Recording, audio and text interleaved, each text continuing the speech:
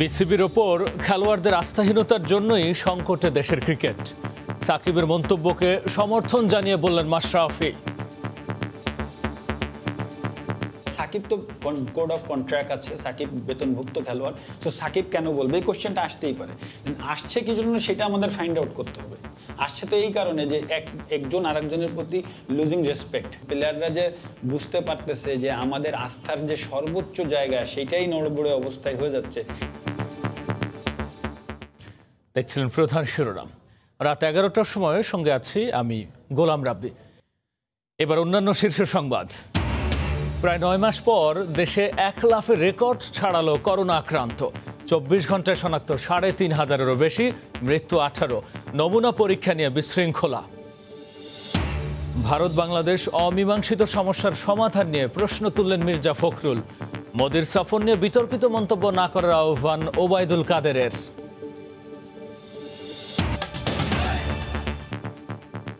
বিসিবির ওপর ক্রিকেটারদের আস্থাহীনতার কারণেই সাকিব ও বোর্ড মুখোমুখি অবস্থানে। ক্রিকেটের অভিভাবক সংস্থার কাছে অসহায় খেলোয়াড়রা, যে কারণে এমন মন্তব্য করেছেন সাকিব আল হাসান। সময় সংবাদে এমন মন্তব্য করেছেন বাংলাদেশ সাবেক অধিনায়ক মাশরাফি বিন মুর্তজা। ভবিষ্যতে বোর্ড সভাপতি হিসেবে সাকিবকে আগাম স্বাগত জানান ম্যাশ।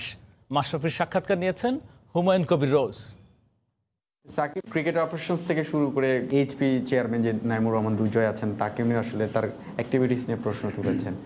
এটা কি, এই বিষয়টাকে আপনি কিভাবে দেখছেন? আমার কাছে মনে হয় না যে দুর্জয় ভাইকে অ্যাটাক করে কথাটা বলেছে। ও যেটা বলেছে যে এইচপি থেকে কি হচ্ছে, হয়তো বা ও দেখতে পাচ্ছে যে এইচপি থেকে প্লেয়ার আসছে বা এই টিম নাই, এই প্রক্রিয়াটার কথাও বলেছে। আমি মনে করি ক্রিকেট বোর্ডে পাপন ভাইয়ের এখন করা উচিত সেটা হচ্ছে উনাদের যে কনফিডেন্সিয়াল মিটিং হয়, সেই মিটিংয়ের তথ্য কারা বের করে বাইরে। তার মানে কি বিসিবির কনফিডেন্সিয়াল তথ্যগুলো বাইরে আগে চলে আসছে এবং প্লেয়ারগুলো দিনকে দিন ইনসিকিউর ফিল করছে যে আমরাও যদি কিছু বিসিবিতে বলি ওটা বাইরে চলে আসবে আগে। তো বিসিবি তো ক্রিকেটারদের অভিভাবক, সো ওই জায়গাটাকে কন্ট্রোল করার জন্য আমি মনে করি পাপন ভাইকে এখনই স্ট্রিক্ট হওয়া উচিত। সাকিব মন্তব্য করার কারণে বাংলাদেশ নিউজিল্যান্ড আছে, বাংলাদেশ নিউজিল্যান্ড সিরিজ খেলতেছে, পুরো ব্যাপারটা কনভার্ট হয়ে গেছে সাকিব ইস্যু, বোর্ড ইস্যু, মুখোমুখি অবস্থান। এই বিষয়টা আসলে কি কাম্য কিনা? কারোরই কাম্য না। বিশেষ করে সাকিব তো, আমি কথা বলছি, আমার কিছু যায় আসে না, আমি বিসিবির বেতনভুক্ত ক্রিকেটার না। সো আমার ওই স্বাধীনতা আছে, বিসিবিরও বলার স্বাধীনতা আছে যা মন চায়। কিন্তু বাট সাকিব তো কোড অফ কন্ট্রাক্ট আছে, সাকিব বেতনভুক্ত খেলোয়াড়, সো সাকিব কেন বলবে এই কোশ্চেনটা আসতেই পারে। আসছে কি জন্য সেটা আমাদের ফাইন্ড আউট করতে হবে। আসছে তো এই কারণে যে একজন আরেকজনের প্রতি লুজিং রেসপেক্ট এবং খেলোয়াড়রা ওইটা ভাবছে যে আমাদের সিকিউরিটি দেওয়ার মতো কেউ নাই। কোনো সিরিজে আপনি ভালো খেলবেন, খারাপ খেলবেন, এইভাবে যাবে। তো আমরা যখন খারাপ খেলছি অবশ্যই আমাদেরকে শাসন করবে বা আমাদের 5টা বেশি কথা বলবে বা যেটাই বলবে, আমাদের তো একটা জায়গায়, আমাদের ড্রেসিং রুমে বলবে বা একটা জায়গায় বলবে।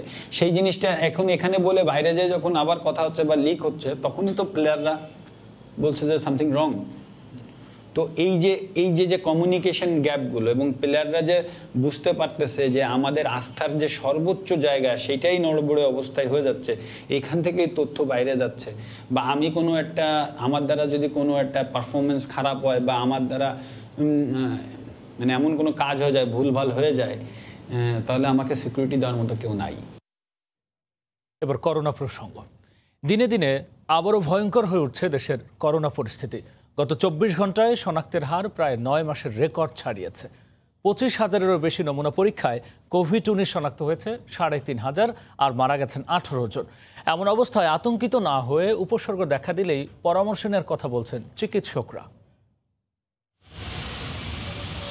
সবখানে অসচেতনতা আর স্বাস্থ্যবিধি মানার শিথিলতার এবার মাসুল দিচ্ছে বাংলাদেশ। 30 জুন 2020-এর পরে একদিনে সর্বোচ্চ শনাক্তের রেকর্ড। মঙ্গলবার দুপুর পর্যন্ত 25,954 জনের নমুনা সংগ্রহ করে করোনা শনাক্ত হয়েছে 3,550 জনের দেহে।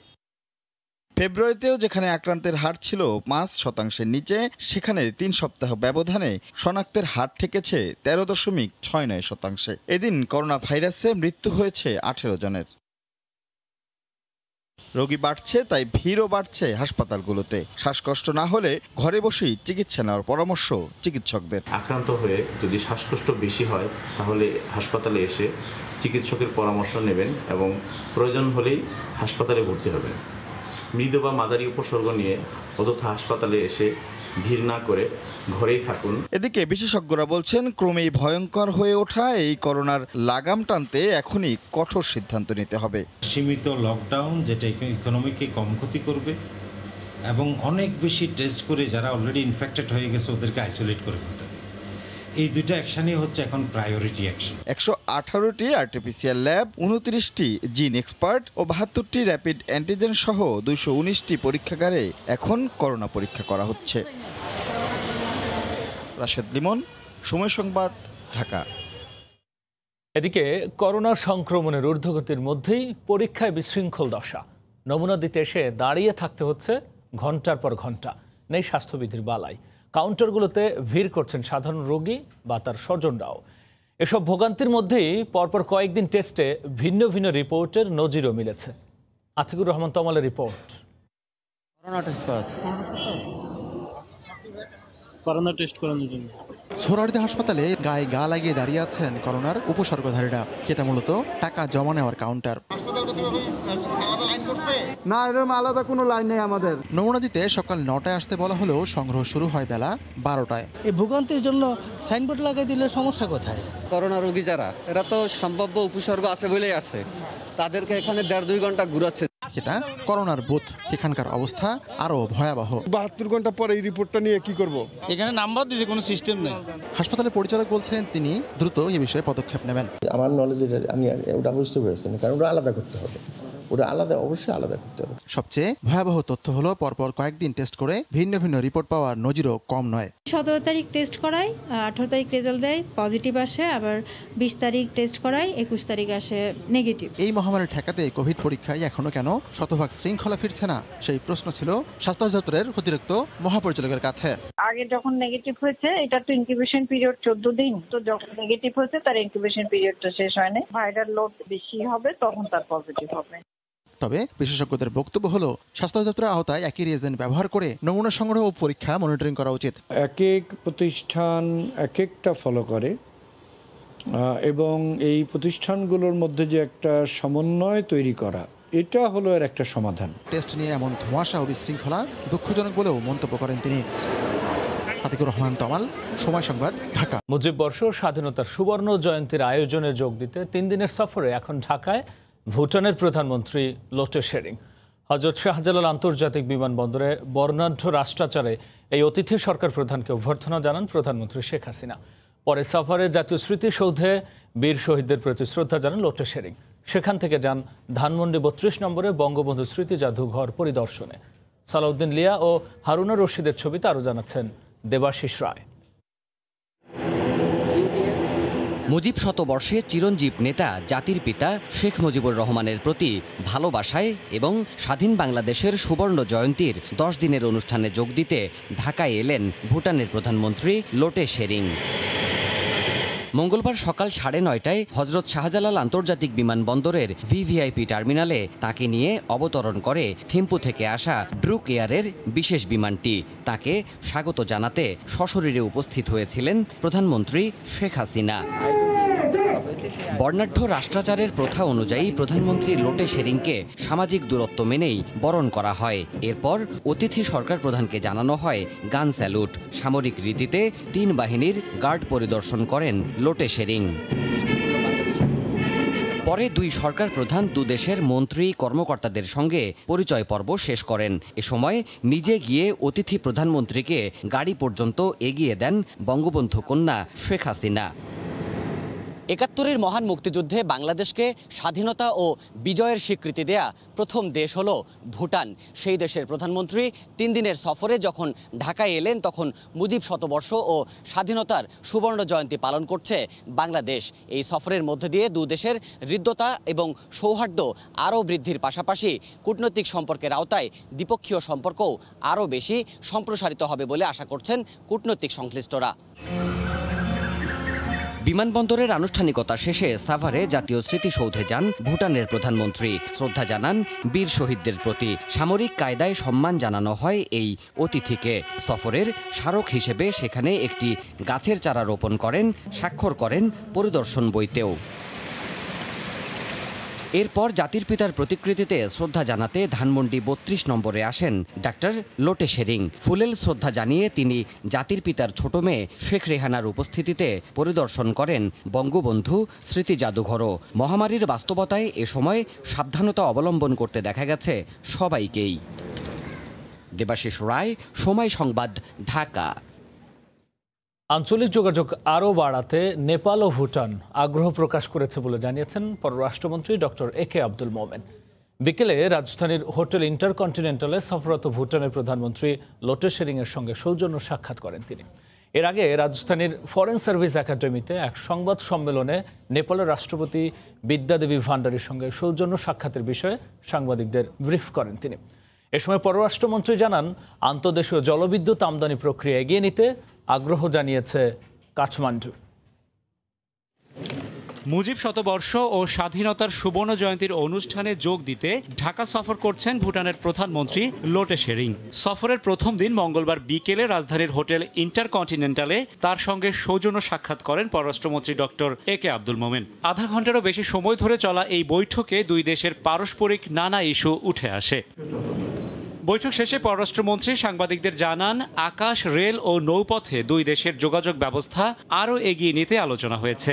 আমরা আলাপ করেছি আমাদের কানেক্টিভিটি বাড়ানোর জন্য। আকাশপথে বিমান বাড়াচ্ছি, তারা রেলওয়েটা পছন্দ করেন। আমরা এখন তো হলদিয়াবাড়ি টু চিলাহাটি, তো আমরা এটা আরেকটু নিয়ে তাদের এক্সামিন করতে হবে। এর আগে দুই দিনের রাষ্ট্রীয় সফরের প্রথম দিনে নেপালের রাষ্ট্রপতি বিদ্যাদেবী ভান্ডারীর সঙ্গে সৌজন্য সাক্ষাৎ করেন পররাষ্ট্রমন্ত্রী। এ বৈঠকে আন্তঃদেশীয় জলবিদ্যুৎ আমদানি প্রক্রিয়া এগিয়ে নিতে আহ্বান জানায় নেপাল। মঙ্গলবার সকালে রাজধানীর ফরেন সার্ভিস একাডেমিতে সংবাদ সম্মেলনে এ কথা জানান পররাষ্ট্রমন্ত্রী। আপনার ঢাকা, কাঠমান্ডু, আর তাছাড়া তারা যেহেতু সাইট ওখান থেকে ডাইরেক্ট ফ্লাইট তারা চাইছে, তারা আমাদের এই নদীপথে ব্যবহার করার সুযোগ পাবে। এখন এটা টেকনিক্যাল ডিটেলটা আলোচিত হবে, তারপর এই নীতিগতভাবে ইন প্রিন্সিপল আমাদের কোনো আপত্তি নেই। নেপালের সঙ্গে 4টি সমঝোতা স্মারক ও অগ্রাধিকার ভিত্তিক বাণিজ্য চুক্তি চূড়ান্ত পর্যায়ে রয়েছে বলেও জানান পররাষ্ট্রমন্ত্রী। রাশেদ বাপ্পি, সময় সংবাদ, ঢাকা। ভারত বাংলাদেশ অমীমাংসিত সমস্যার সমাধান নিয়ে প্রশ্ন তুললেন বিএনপি মহাসচিব মির্জা ফখরুল ইসলাম আলমগীর। দুপুরে রাজধানীর হলি ফ্যামিলি হাসপাতালে অসুস্থ বিএনপির যুগ্ম মহাসচিব হাবিবুন নবী খান সোহেলকে দেখতে এসে সাংবাদিকদের একথা বলেন তিনি। মির্জা ফখরুল বলেন, দেশের জনগণের মৌলিক অধিকার আদায়ে ভারতের প্রধানমন্ত্রীর বাংলাদেশ সফরে সরকার আলোচনা করবে বলে জনগণ প্রত্যাশা করে। ভারতের প্রধানমন্ত্রী এখানে কি সুবর্ণ জয়ন্তী পালন করতে আসছেন, নাকি পশ্চিম বাংলায় বাংলাতে যে নির্বাচন হচ্ছে সেই নির্বাচনের প্রচারণা করতে আসছেন? পশ্চিম বাংলা পত্রিকাগুলো, ভারতের পত্রিকা, আমাদের দেশের পত্রিকায় সেই ধরনের ইঙ্গিতই আমরা পাচ্ছি যে মূলত তার এই ভিজিটের মূল লক্ষ্য হচ্ছে সেই সমস্ত মন্দিরগুলো তিনি পরিদর্শন করছেন, যে সমস্ত মন্দিরগুলোতে তাদের যে অনুসারী রয়েছে, তাদের যে ভোট পশ্চিমবাংলা রয়েছে, সেই ভোটের জন্যে তিনি চেষ্টা করছেন। নরেন্দ্র মোদীর বাংলাদেশ সফরকে কেন্দ্র করে অস্থিরতা তৈরিতে কাউকে উস্কানি না দেওয়ার জন্য আহ্বান জানিয়েছেন আওয়ামী লীগের সাধারণ সম্পাদক ওবায়দুল কাদের। তিনি বলেন, ৭১-এর মুক্তিযুদ্ধে প্রধান মিত্র দেশ ছিল ভারত, তাই বাংলাদেশ ভারতের সরকার প্রধানকে আমন্ত্রণ জানিয়েছে, কোনো ব্যক্তি বিশেষকে নয়। সকালে তার সরকারি বাসভবনে নিয়মিত ব্রিফিংয়ে তিনি কথা বলেন। ওবায়দুল কাদের বলেন, ভারতের প্রধানমন্ত্রী নরেন্দ্র মোদীর বাংলাদেশ সফরের সঙ্গে পশ্চিমবঙ্গের নির্বাচন বা অন্য কোনো বিষয়ের যোগসূত্র নেই। সফরকে কেন্দ্র করে কেউ কোনো অস্থিরতা তৈরিতে উস্কানি দেবেন না, এটাই আমরা আশা করি, এবং অস্থিরতা তৈরিতে উস্কানি না দেওয়ার জন্য আমরা সংশ্লিষ্ট সকলের কাছে আহ্বান জানাচ্ছি। স্বাধীনতার সুবর্ণ জয়ন্তী, বঙ্গবন্ধু জন্মশতবার্ষিকী উপলক্ষে আমরা ভারত সরকারের প্রধানমন্ত্রীকে আমন্ত্রণ করেছি, কোনো বিশেষ ব্যক্তিকে নয়। পশ্চিমবঙ্গের নির্বাচন বা অন্য কোনো বিষয়ের সাথে এর কোনো যোগসূত্র নেই। গ্যাস পাইপলাইনে লিকেজের কারণে দিনভর ঢাকার বিভিন্ন এলাকায় জ্বলেনি চুলা। এতে চরম ভোগান্তিতে পড়েন নগরবাসী। সন্ধ্যায় পরিস্থিতি স্বাভাবিক হওয়ার কথা থাকলেও পরে তিতাস জানায়, সরবরাহ স্বাভাবিক হতে মধ্যরাত লেগে যাবে। সকাল থেকে হঠাৎ করে রাজধানীর মিরপুর সহ উত্তর ও দক্ষিণ সিটের বেশ কিছু এলাকায় গ্যাস সরবরাহ বন্ধ হয়ে যায়। সন্ধ্যার পর মোহাম্মদপুর, লালমাটিয়া, শ্যামলী সহ কিছু এলাকায় গ্যাস সরবরাহ শুরু হলেও চাপ ছিল খুবই কম। এতে চরম ভোগান্তিতে পড়েন গ্রাহকরা। নাস্তা রান্নাবান্না কিছুই হলো না, দুপুর পর্যন্ত কোনো গ্যাসের চাপই ছিল না, পরে বিকেলের দিয়ে একটু আসলো। এখন মোটামুটি একটু আসছে, মানে কোনো রকম চলে। আজকে আমাদের অন্যভাবে রান্না করে খেতে হয়েছে। বাসায় রান্না হয়নি, ফলে হোটেল থেকে খাবার কিনতে ভিড় জমায় অনেকে। কিন্তু সিলিন্ডারের গ্যাস দিয়ে রান্না করে হিমশিম খেতে হচ্ছে হোটেল রেস্তোরাঁগুলোকে। দোকানে এসে দেখি দোকানে গ্যাস নাই। আজকে আমাদের ব্যবসায়িকভাবে আমরা খুবই ক্ষতিগ্রস্ত হয়েছি। সকাল থেকেই গ্যাস নেই, বাসায় রান্না বান্না হচ্ছে না, যার কারণে বাইরে খেতে হচ্ছে বাধ্য হয়ে। করোনা সিচুয়েশনে আমরা যত চাচ্ছি বাসায় থাকতে, কিন্তু এই গ্যাস নেই, এই সমস্যা সবকিছুর ইয়েতে আমাদেরকে আবার বাইরে এসে খাওয়া দাওয়া করতে হচ্ছে। তিতাস গ্যাস কর্তৃপক্ষ জানায়, আমিনবাজারে মাটির গভীরে পাইপ ফেটে যাওয়ায় গ্যাস সরবরাহে বিঘ্ন হচ্ছে। সড়ক ও জনপদ বিভাগের কাজ করার সময় ওখানে মূল ফিডার লাইনের মধ্যে লিকেজ সৃষ্টি করছিল। গ্যাস বন্ধ করে দিতে হয়েছে আগুন যাতে না ধরে। মাটি ধস নামার কারণে অনেক নিচে, তো তারপরে ওটা আবার গর্ত করে কাজ করতে হচ্ছে। এখন এটা মধ্যরাত হয়ে যেতে পারে। বিকল্প উপায়ে কিছু কিছু এলাকায় গ্যাস সরবরাহের ব্যবস্থা করা হচ্ছে বলেও জানায় তিতাস কর্তৃপক্ষ। সাদিকুর রহমান, সময় সংবাদ। রাজধানীর চকবাজার থেকে বিপুল পরিমাণ মেয়াদোত্তীর্ণ শরবত বানানোর উপকরণ ও পানীয় জব্দ করেছে র্যাবের ভ্রাম্যমাণ আদালত। এ ধরনের কোমল পানীয় স্বাস্থ্য ঝুঁকি বাড়ায় বলে জানিয়েছেন নিরাপদ খাদ্য বিশেষজ্ঞরা। এছাড়াও জব্দ করা হয়েছে নকল কসমেটিক্স। ভেজাল পণ্য রাখার দায়ে দুই ব্যবসায়ীকে 16.5 লাখ টাকা জরিমানা করা হয়েছে।